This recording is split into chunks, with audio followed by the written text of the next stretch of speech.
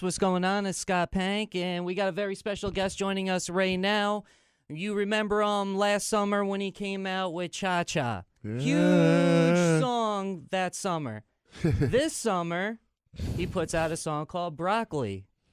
You're Yeah, 2 for 2 on the summers right now. I'm talking about DRAM. How you doing, man? Yo, what it do, Albany, what up? Scott Pank, what up? How y'all feeling, man? Definitely doing great. Appreciate you coming up through. It's unfortunately you come at the point in time where it's kind of getting a little cold right now.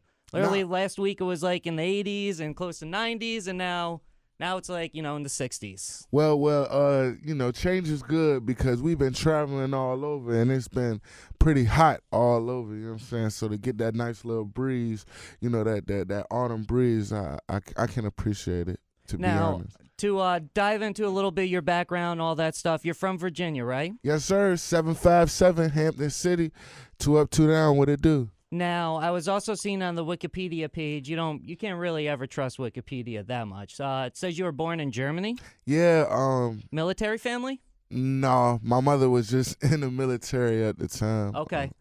And that's what brought you guys to Virginia and stuff like that, I take it? Nah. No? They're all my peoples are from Virginia, like my direct family or whatever, immediate family. Right. Things of that nature. My grandparents, they raised their family in Hampton, Virginia.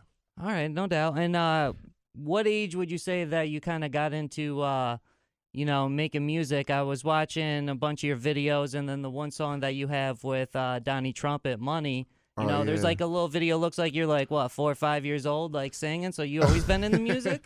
Yeah, like ever since I can remember, I was like singing and stuff. So like, that was always there. I was singing church and choir and stuff like that. Then, hip hop came along, like where I felt like, I can rap, this and the third. And I really didn't take music, seriously, like to the point where I was trying to get it out there, showcases around the way until like the end of 2010. Okay. But things really started taking off in the year 2014 when I teamed up with my boy Gabe Niles, and we made a lot of music together. And one of the records that came about it was Cha Cha. So that was really like, it was really dope, to get that momentum going after trial and error for years. What was it like when you finally broke through with a song like Cha Cha? What did that mean for you at that point in time? It was a blessing because it was just we literally acknowledged the void that was there to be filled, in regards to just positive feeling music or whatever. Right. And it still, was aggressive, and, we come up with the term trappy go lucky. You know what I'm saying? Like, and for since 2014, since September 2014, that vibe has been out there, and it was just a good place, good timing, and just blessings and good vibrations. Now, over the past year before, we get into the new stuff and everything, you've linked up and you've worked with like Chance's Crew, Donnie Trumpet. You were on Coloring Book, which is, people are saying the best album of the year to come out. You had a major part on the album, not just a small little section. You had like basically your own track on the album. How did that connection between you and Chance and them come about? Well, so when Cha Cha first came out, it was in September of 2014, and shout out to my boy Jacob over at Pigeons and Planes. It's like a prestigious blog on the internet. Right. He heard about, he heard my music, somebody reposted on SoundCloud, and then he just started raving about it, started spreading. And, as the months went on, more people of influence started, acknowledging, I like this record, da-da-da. And just one day, Chance just tweeted the word I like the Cha Cha or whatever. And, everybody was like, oh snap, da. I'm like, dang, shout out Chance, you know what I mean? And we followed each other. I DM'd him. One thing led to another. Ended up touring with him. It's been a couple records that I've had that's been on their projects and stuff like that.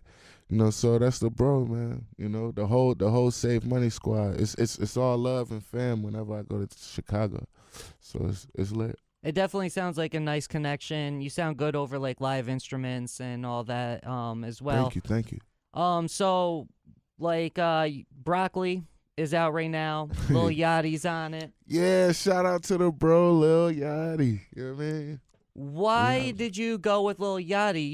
He has one night his huge song. He's got one Minnesota. of the biggest buzz in it right now. So what? But why did you go with Lil Yachty? Okay, well, we first met through my mentor, the legendary Rick Rubin. I was in Shangri-La in Malibu. He had hit me up. Rick had hit me, was like, are you into, I'm just hearing about this kid Lil Yachty, you want to meet him, da-da-da. I'm like, yeah. And this was back in like February when it was like first, like everybody was like hearing about like, damn. Right. So he comes through, we play each other music and stuff like that. Then through another mutual friend, my boy Haji, who does video work for both of us, he actually co-directed the Broccoli video. He linked each other with our phone numbers. Like a while later or whatever, I saw he was in L.A. While I was in L.A. recording, and I just hit him up out of the blue, like, yo, come through to the studio, whatever. And he came through, and I mean, literally, we came through. We had a vibe going. He dropped a verse. 3 days later, we thinking it's just gonna be like some SoundCloud, something dope for the culture, whatever. And we dropped it on SoundCloud. 3 days later after that, man, now we're here dealing with one of the biggest songs in the country, man. It's a blessing in the world. Definitely in the world. Right now, that's crazy. Last summer, I'm sure you're like, wow, I just put out Cha Cha. Like, how can it get any bigger than this, And then this year you come around and it's going to go down as like one of the biggest songs of the year, not only the summer. I mean, I'm sure the numbers are through the roof right now. They just grow probably hundreds of thousands every day, I would assume, It's just a blessing to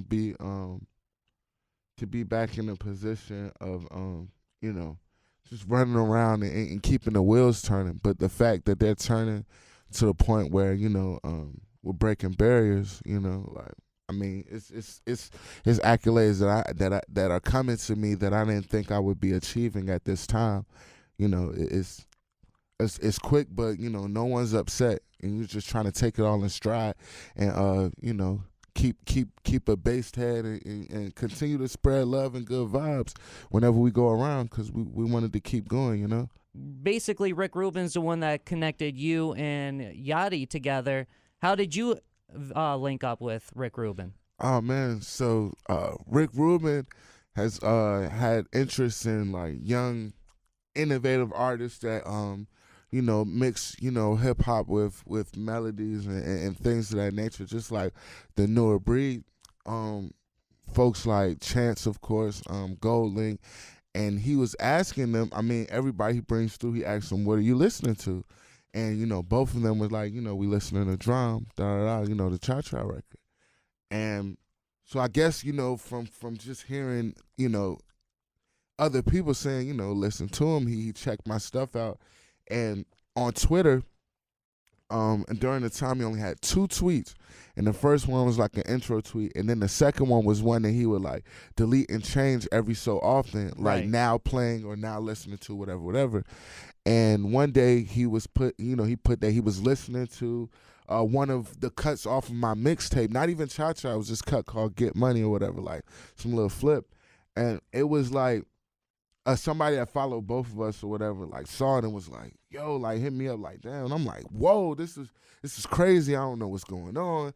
Then literally the next day I get an email and the subject, and the subject says Rick Rubin. And then you go in the message and it's like, but like to talk with you, what's your number, your manager's contact, da-da-da. And literally the next day he called me and was like, he loves my stuff. He wanted to meet me. And I met him for the first time, February 6, 2015. Yeah, that day definitely stands out right there. I mean, when you connect with Rick Rubin, he don't usually put time and effort into people that he doesn't believe in. You look at the hip hop, you look at rock, you look at whatever that guy's like dabbled into, touched. Yeah. It's some serious stuff. So that's crazy right there, the Rick Rubin connection. What can we expect from you in the future? You got all this momentum with Broccoli. So what's coming up? About a week and a half ago, we dropped this record called Cash Machine, which is definitely doing well online and things of that nature. Once the wheels are finished to turning with Broccoli, we'll keep it going with that one. That's the next joint. We have other other stuff on the internet to check out, but definitely be on the lookout before the end of this year. Can't say an exact date, but I will be dropping my debut album. Awesome. We're talking with DRAM right now. Real quick before I let you go, I want to go through like a little speed round. Just it's like a yes or no type simple type thing right here. So pizza for breakfast or dinner? For both. Go to drink? Bourbon and ginger. Favorite sports team? Seattle Seahawks. Best way to cure a hangover? Have another shot. You morning or a night person? Both. For real, it's crazy. Friday or Saturday? Ooh. Saturday, because you get a little bit more desperate.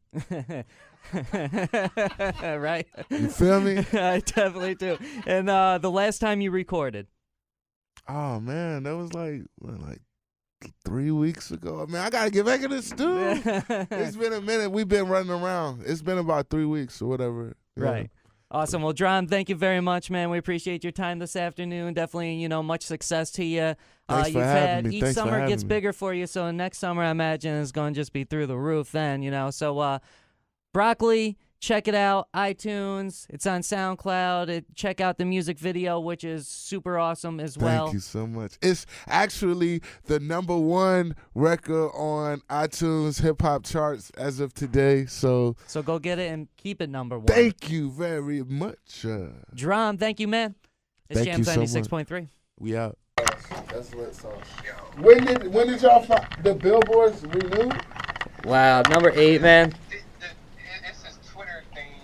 It tells you what's going to be on the Hot 100. But Yeah. Somebody from Aaron School came in. He was like, "Bro, do you see this?" I'm like, "What?" And we're #8. It comes up tomorrow. We're #8 Hot 100, #1 on the R&B hip hop track. Damn. I'm reading.